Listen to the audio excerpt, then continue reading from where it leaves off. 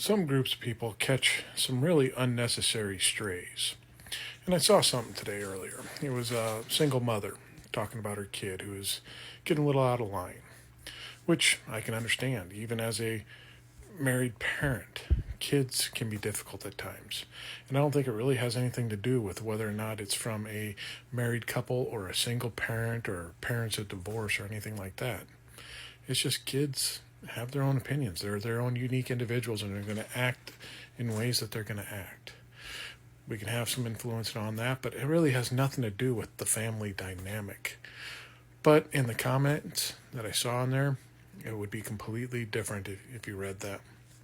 You get the typical comments of, well, that young man needs a man in his life, and this is what happens when you don't have fatherly influence in the household, which is such a crock of shit, because I know plenty of people that have had fatherly influence that have acted out, been toxic people, had horrible experiences when they're young with fatherly experience. And if it's evangelical fatherly experience, how many of these kids are getting produced to be toxic males out in society with this ideology of patriarchy and subjugation of women? And how many young females come out of this fatherly advice having horrible self-esteem ideas about themselves and just a total negative outlook on their goals and prospective opportunities in the future, just trying to understand that their only real job is to become a wife and mother and homemaker. So the fatherly influence definitely isn't the answer. And you hear other things of, this is the consequences of divorce or having a child out of wedlock. This is your punishment suffering from this, which just goes to prove that the whole pro-birth movement that's in this country doesn't care about the children after the birth.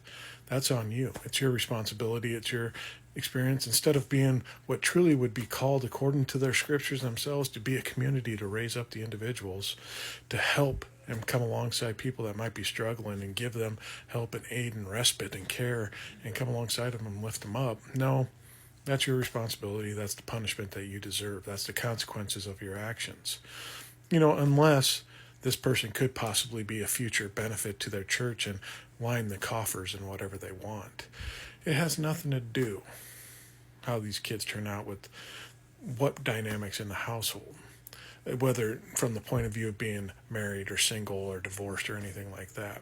It has a lot to do with the interactions in the household, because there are plenty of people coming out of married households as children that are extremely toxic, that are extremely volatile, that are naughty, for lack of better words, or entitled or anything like that, that judge others as much as anybody from a single household. We need to come along and help individuals that are single parents, that maybe they could use some respite from what they're doing a little, because they're trying to do the roles of both. And they do get that influence because inside of all of us we have feminine and masculine qualities. We can understand and relate to both sides of it. It's within us. And when we understand that, experience it, and tap into that, we can give that experience to both people. The nurturing and the protector and all this is instilled in all of us.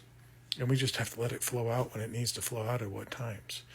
And quite frankly, talking about divorced families and thinking about how much that ruins it and this whole sanctity of marriage and that we have to keep it no matter what because that's the best.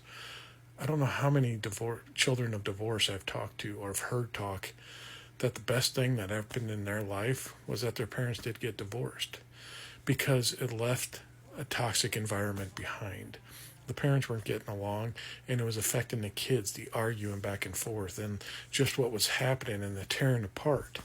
And to stay in that, keep that going, would just have raised the level of toxicity in that family that definitely would have affected the kids. And that peace and solitude finally came when the parents agreed to separate. It ended up benefiting the children, and they say they're glad that their parents did that because everything became peaceful and less stressful from their experience in the relationship because they didn't have to deal with that interaction on a daily basis. So when we're sitting here trying to project and say that this is the ideal situation, it's not.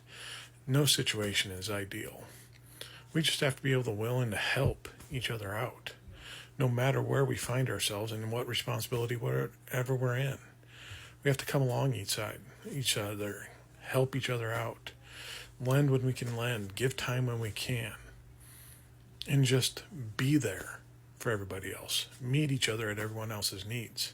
Because it truly does take a village to raise anything in this world.